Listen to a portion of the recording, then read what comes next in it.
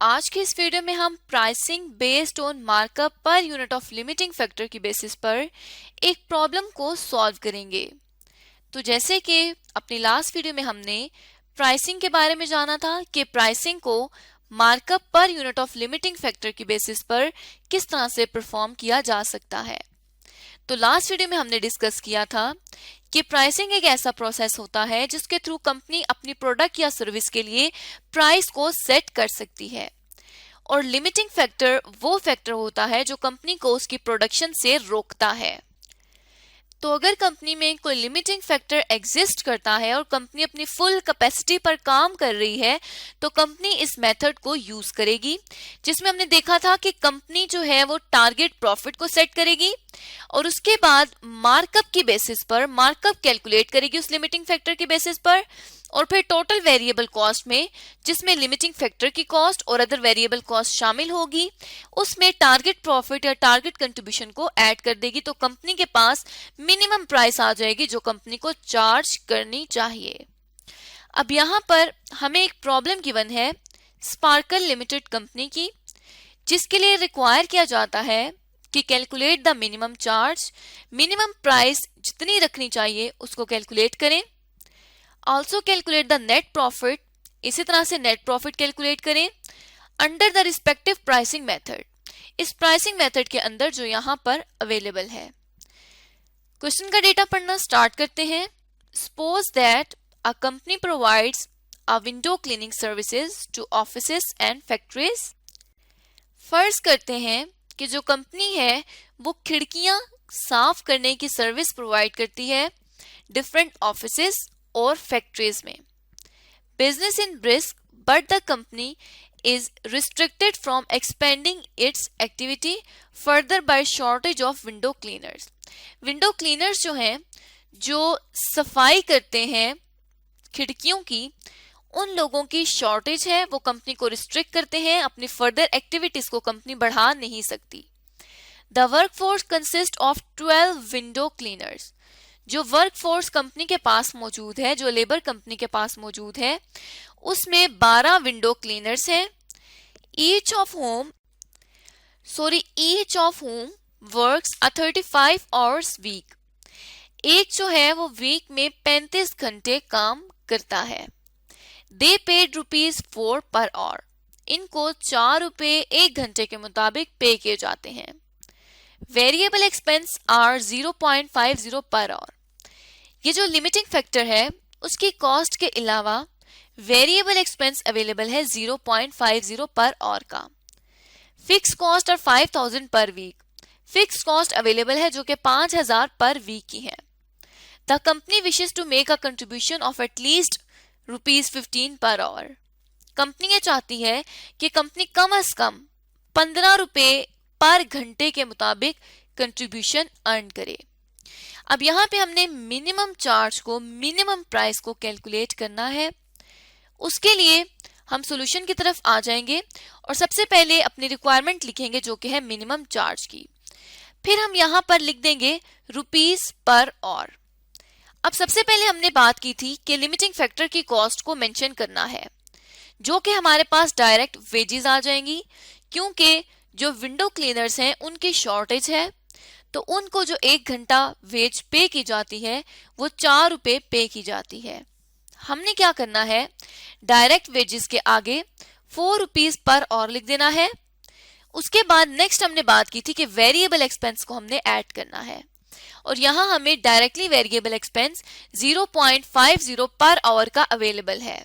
तो हमने क्या करना है, 0.50 जो कि उसकी मटेरियल पे और अदर चीजों पर लगता है वो हमने यहाँ पर वेरिएबल एक्सपेंस के तौर पर रिकॉर्ड कर देना है। उसके बाद हमने बात की थी कि अगर कंपनी को टारगेट प्रॉफिट अवेलेबल हो तो कंपनी उसको यहाँ पर ऐड करेगी। अगर नहीं अवेलेबल तो ऐसी इंफॉर्मेशन गिवन होगी जिसके थ्रू हम टारगेट कंट्रीब्यूशन या टारगेट प्रॉफिट को ऐड कर सकते हैं। तो यहाँ पे ये कहा जाता है कि जो टारगेट कंट्रीब्यूशन है कंपनी चाहती है कि वो एटलीस्ट इतना कंट्रीब्यूशन कमा ले। तो इसका क्या मतलब हुआ कि कंपनी का टारगेट कंट्रीब्यूशन जो है वो ₹15 पर आवर है।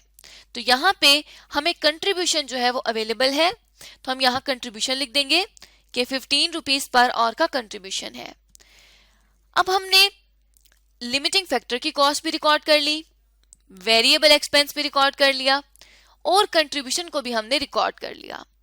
अब यहाँ पे हम ये देख सकते हैं कि कंपनी जो है 1 घंटे का कितना चार्ज करे। तो यहाँ पर 1 घंटे के मुताबिक कंपनी 1 घंटा अगर सफाई की सर्विसेज देती है तो वो कितना चार्ज करेगी, उसके लिए हम इन तीनों को ऐड कर देंगे। तो ये हमारे पास आ जाएगा 19.5 पर आवर। 19.5 रुपीज कंपनी अपने कस्टमर से पर आवर के मुताबिक चार्ज करेगी, जिसमें से 4 रुपए वो अपने लिमिटिंग फैक्टर के ऊपर लगाएगी, 0.50 रुपीज की वो वेरिएबल एक्सपेंस करेगी और 15 रुपए का प्रॉफिट वो उसके ऊपर कमा लेगी।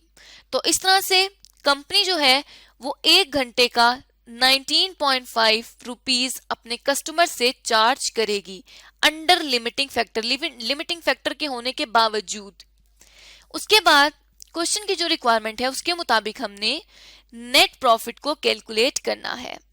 अब नेट प्रॉफिट को कैलकुलेट करने का वही तरीका आ जाएगा कि हमारे पास सबसे पहले देखेंगे कि रेवेन्यू कितना आ रहा है, और रेवेन्यू के लिए हम क्या करेंगे कि यहाँ पर 12 विंडो क्लीनर्स है, 35 घंटे एक विंडो क्लीनर काम करता है और 4 रुपए पर आवर के मुताबिक उसको पैसे मिलते हैं। तो यहाँ पे 12 मल्टीप्लाई बाय 35 मल्टीप्लाई बाय 19.5 हम करेंगे। तो जब 12 को मल्टीप्लाई बाय 35 और मल्टीप्लाई बाय 19.5 करेंगे तो ये हमारे पास 8190 रुपीज का टोटल रेवेन्यू आ जाएगा। अब टोटल रेवेन्यू में से हम वेरिएबल एक्सपेंस को लेस कर सकते थे, लेकिन क्योंकि यहाँ पर ऑलरेडी टारगेट कंट्रीब्यूशन गिवन है तो हमने जब भी प्रॉफिट कैलकुलेट करना है हमने टारगेट कंट्रीब्यूशन की बेसिस पर प्रॉफिट को कैलकुलेट कर लेना है। तो टारगेट प्रॉफिट है ₹15 पर आवर।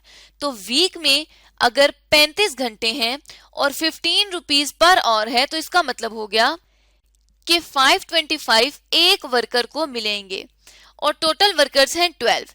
तो यहाँ पे हम क्या कर देंगे कि 525 को 12 वर्कर से मल्टीप्लाई कर देंगे तो ये 6300 रुपीज का टारगेट कंट्रीब्यूशन आ जाएगा कि कंपनी इतना कंट्रीब्यूशन कमाना चाहती है।